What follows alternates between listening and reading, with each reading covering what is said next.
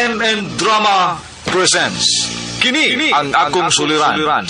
Sa bugtong tuyo nga kami makaalagad kaninyo, among gituyo pagmugna kining maong tulumanon nga pagatambagan nila ni Dr. ni Elaine Bathan nga mutabang sa pag-iway sa mga gumunhap ug kalibo nga inyong gihambin ilabi na sa punto legal. Kinisab si Dr. Rene Obra ang kaabag sa inyong suliran. Kini ang akong suliran. Kini ang akong suliran.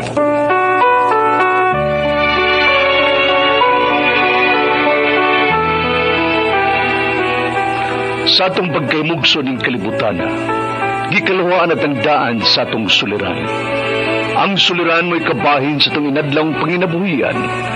Aba na doon ay suliran nga dili mo mapasan nga ikaw ra. Nagkinahanglan kag katabang aron sa pagsulbad ni ini. Nagkinahanglan kag kahayag na may mulamdag si mong unahuna. Ug tungod ni ini, natawag kining atong tulumanon nga naguluhan. Kini ang akong suliran. Kini ang akong suliran. Mga minugbong duwa nga matapos lang sa usag kahugna. Mga kinutlo gikan sa mga suwat sa mga minahal namong tigpaminaw. Busa kung naduna kamoy suliran nga naggumon karon sa inyong galamhan. Suwata ka na og ipadalaning atong tulumanon. Kini ang akong suliran. Aron kabuhatan ka na og duwa sa kahanginan og pagatambagan sa mga bulawanang hunahuna. Kini ang akong suliran. Kini ang akong suliran. Sinumuat ni Teresa Tirul Soria, ubos sa direksyon ni Ingrid Miss Iver Tudaso. Dalit kaninyo sa RMN Drama.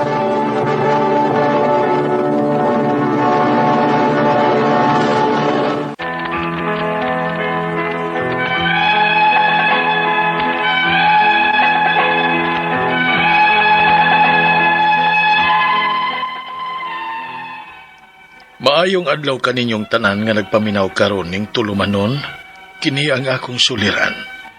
Ilabi na kaninyo Dr. ni Obra ug Attorney Elaine Bathan.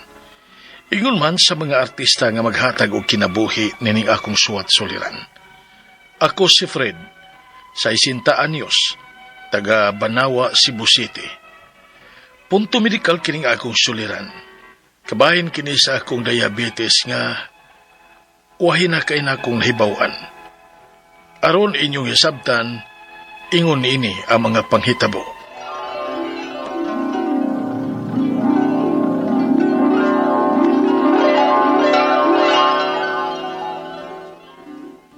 Bay, sige ko rin mga ngapi. O bay, duka kaayo gud. Oh, hinuon sad. Ako kay magduka man ko kung mga ko. Na, maura ginay makapasigas ako mga matabay. O nga digi ko pwede nga mulabay ang adlaw nga wa makapangapi.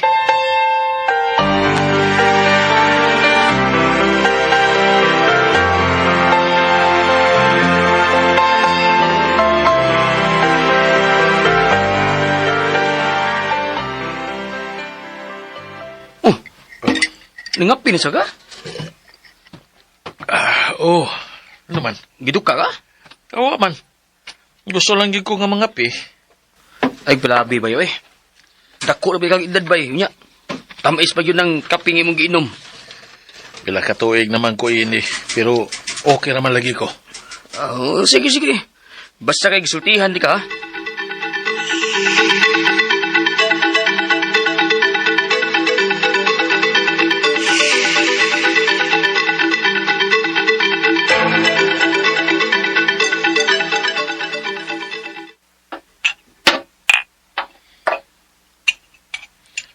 Tay Nina.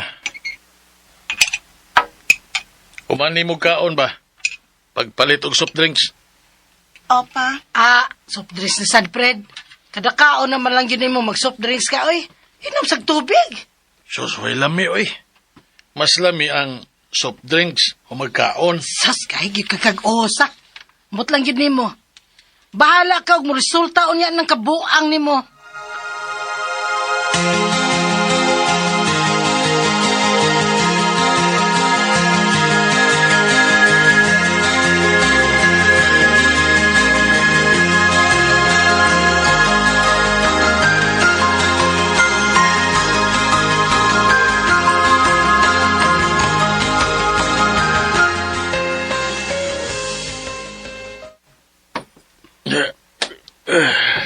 Dong, asa naman sad ka? Manghihi na sa kulay. Kapuya sig bangon, oy. Kani haram ka sige bangon-bangon kay sige pangihi. Okay ra ka? Okay na ko. Oh, Oo. Ano ba, ragmanggod ka? nalipong ko. Ayan sa man, magpa-check up taog ma. Ayaw na. Okay na ko. Dong.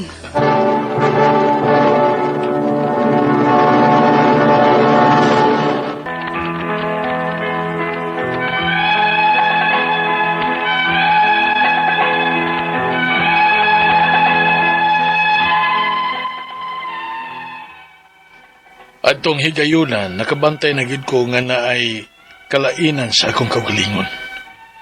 Kay daghan akong mga kanang dili kasagaran nga gipamati. Pero wa gyud ko magpa-check up kay mahadlo ko sa resulta. Nga basin og naa ko'y sakit.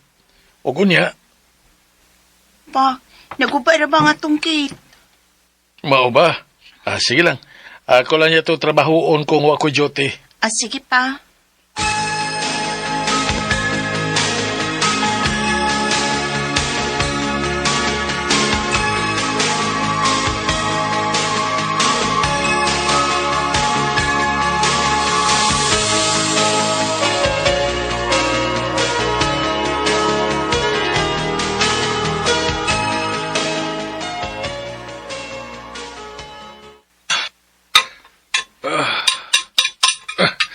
Oh, hapit na gitahon mahuman.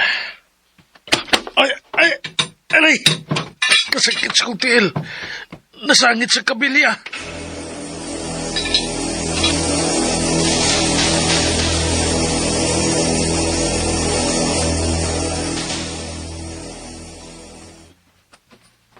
Agay. Inaya lang. Paghinay, kung sunod pa, uy. Medyo lamlaw ra pa ning samara, Okay na na. Mawara dayo na. Agay.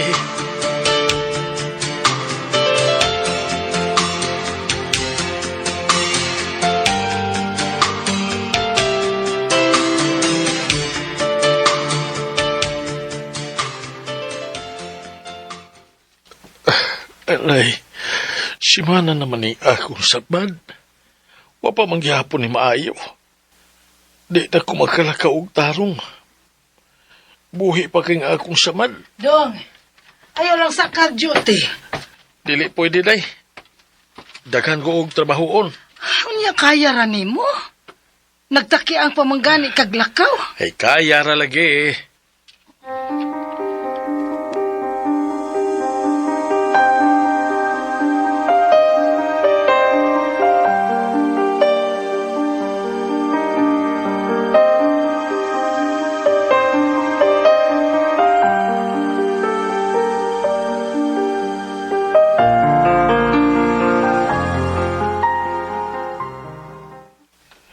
Ganong mihanap man ning akong pananaw. Di ko makaklaro. Lain man ang akong pamati.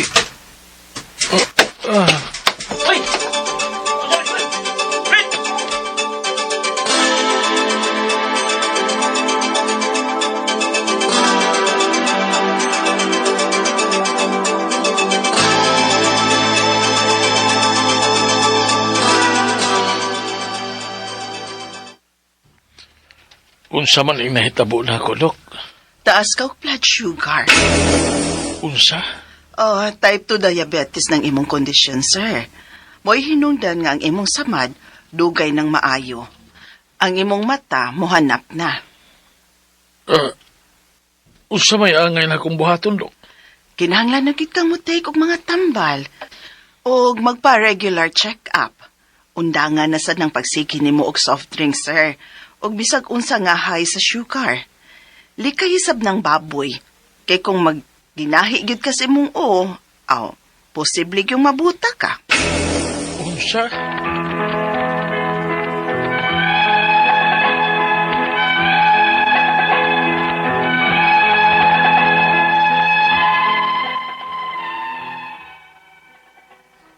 Usa ginasa akong ikadlukan nga na ako'y tambal nga perming imnon. Mao kung lain-lain paagi nga maayo ko nga di kinahanglan nga moinom og tambal kana mo'y tumano nako.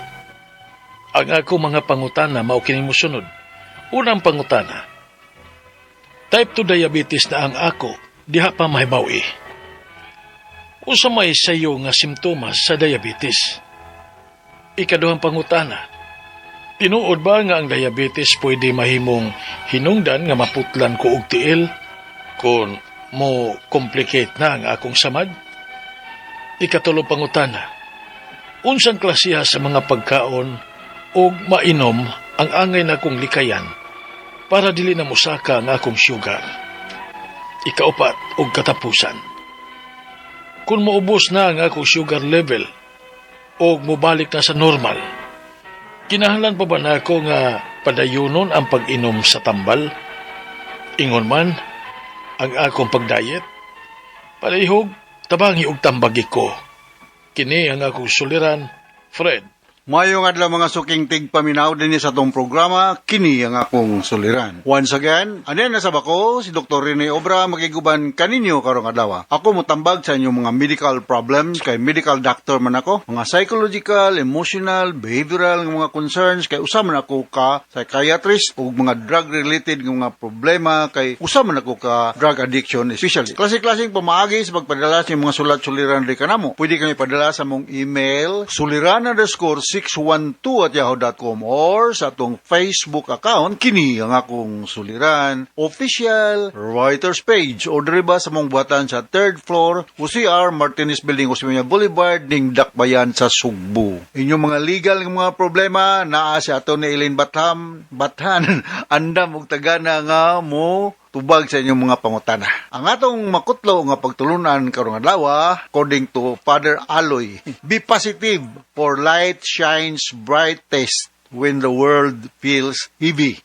There is always a light at the end of the tunnel. No, di may tanan gyud yung mga kuan lang gyud kanang problema na magpuy mga adlaw nga medyo makaginhawa tag haruhay less ang atong mga stress, no? So ang atong magtatampo karong adlaw si Fred, 60 years old, taga Banawa ning Dakbayan sa Sugbo. Musta nanday mga taga Dakbayan sa Sugbo, no? Binanga kong mga kauban di sa Vicente Soto Memorial Medical Center, no? May permigin sila maminaw diya, no? Atong mga nurses diya, mga uban, mga retired na, ang uban, mga naapa sa serbisyo. Si Ma'am Joy Alo, si Jesusit Culina, Malu Bakalan, Lolo Nietes, o si Rob Villasiran. Si Mistro to mga taga Maasin City, no? Namin siya kong listahan bago magugo sakay dito Ocean Jet. Lamat kayo Samuel Dizon Pero, no?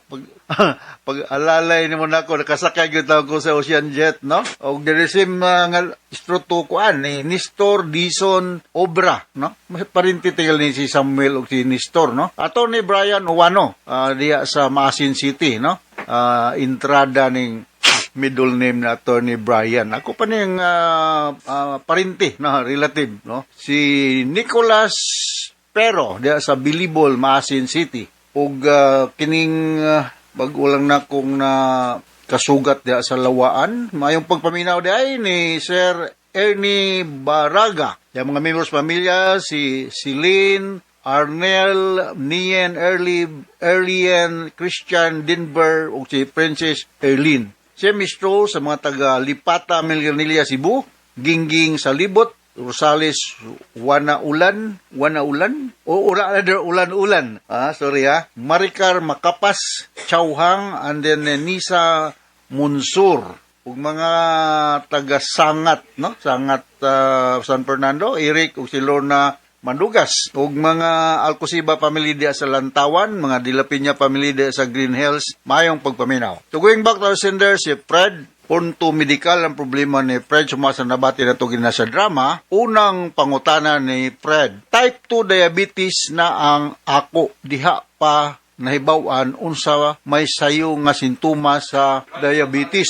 Actually kining diabetes tulo na ka types, na type 1, type 2 and type gestational diabetes. Kining type 1 usually inborn ni siya, no? Ang atong pancreas dili gud mo produce og insulin. Ang kwan ani, ang tambal ani si insulin injection. Ang type 2 is the kind of diabetes wherein ang insulin dili fully utilize. So magpabilin ang glucose or blood sugar sa dugo mo nang taas og dugo, kinahanglan na pog metformin or unsa may mga hinungdan, no, or may mga bagong mga simptomas ani mo. Siyempre dali ka kapuyon, mag-weight loss ka, mo blurred mong vision, nya na kay typical nga baho sa imong ginanawa, murag acetone breath, no? Ang uban na ay abdominal discomfort like nausea and vomiting.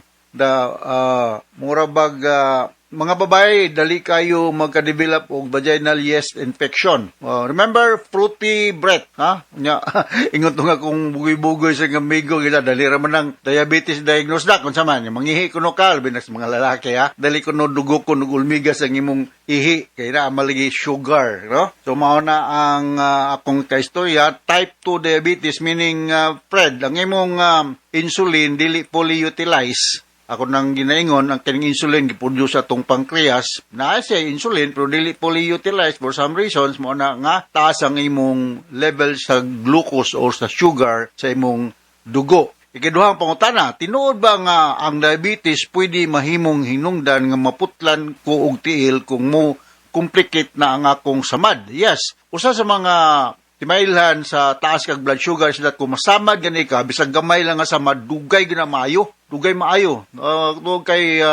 Dili kay mo effect ang imong antibiotic or whatever antiseptic nga solusyon nga gibutang diha, ug kung pananglitan og magangrene, usan is mga hinungdan ngano ang orthopedic surgeon mo recommend nga i-amputate na lang, putlo na lang ang imong tudlo ba or whatever, asa nga part sa imong extremities para nga dili magkagangrene ug dili ka mag-develop og septicemia, meaning infection sa dugo nga mag-circular sa imong lawas. So, akong tubag diha sa ikaduhan mong pangutana, pwede ka maputlan og tiil kung dili ni matambalan dayon ang imong diabetes nga concern. Sunod nga pangutana, unsang klasiha sa pagkaon ug mga inom ang angay na kong likayan para dili mo saka ang akong sugar? Siyempre, mga mo-avoid kag mga tamis nga mga pagkaon, low carbohydrate diet ka, no? Uban gani mo, ang uban dili na mo kaon og white rice kanang brown rice, brown rice ang ilang kanon. Onya, mag-exercise kapag ka, mainom kag tubig, no? Onya, kinahanglan nga mag-monitor ka sa imong blood sugar. As we all know, ang atong normal blood sugar, fasting blood sugar is below 100, no? Kung 100 to 125 gani, gitawag na mo sa mong pagtuon sa pagka-doktor as pre-diabetic. Sobra gani imong blood sugar og 126. Pataas, diabetic na gyud kanana. So, magdali ka uhawon, magsikag inom-inom, kusog ka mukaon. Pero tamlay ka, walay kusog, dali ka puyon. So, mauna ang ako ika-komentaryo sa imong kwan. Maglikay ka, kan mga prutas ng mga tamis, tali na siya makapasaka sa imong blood sugar. Naara may monitoring sa blood sugar, kaning glucometer. Kung napoy mga kuan lang, mga kanang murag papel lang bitaw, no? Nga ikuan sa imong dugo. Pero naaroy bag-o nga dili naka i-prick, ha? Ako sa una na ako na ipapilit lang sa imong braso. Kunya mo monitor na ang imong level sa blood sugar as you wish, no? Pero may pagkamahal po, magsubra man itong 4,000 akong palit ato.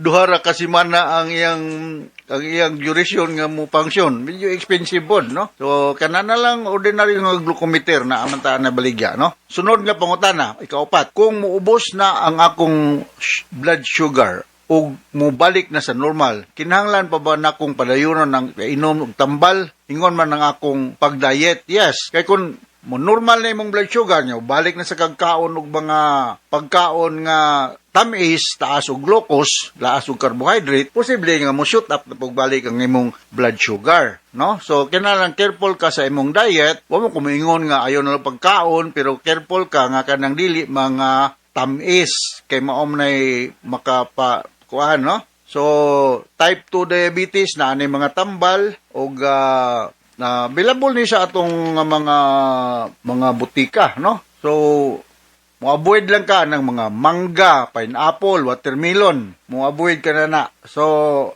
kay mga tamis mo na siya. Sa makausapa, naman tayo gitawag anig triad na mo sa mong pagtuon sa una sa pagka-doktor, no? Ang triad aning diabetic na pasyente, polyuria, pirmi kang ihi, polydipsia, pirmi kang giuhaw, ug polyphagia, kang kaon-kaon.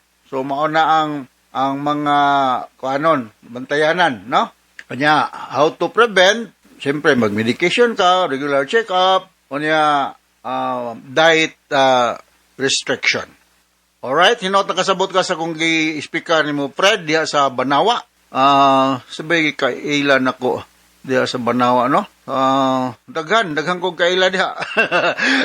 Actually, magduaan man ko sa La Paloma Tennis Club. Membro ko na sa una, pero wala ron, no? Daghan kay ko kailan na sa La Paloma Tennis Club diha sa Tisa, dapit, no? Labangon, Tisa, Banawa, tuyok-tuyok na diha. Payo nga to sa Punta Princesa, no? Kumusta naman dahil si Janet Sotes ug si Cora Bacos, no? Diha sa Lapay Street ning sa diha sa may punta, no? Okay, so once again, ako si Dr. Rene Obra. Thank you very much sa makanunayon yung pagpaminaw sa itong mga Armen program. Taas katag rating din sa itong lugar. So from all bases, sa Radio Mindanao Network Production Center, Radio Mo Nationwide Tataka Raman.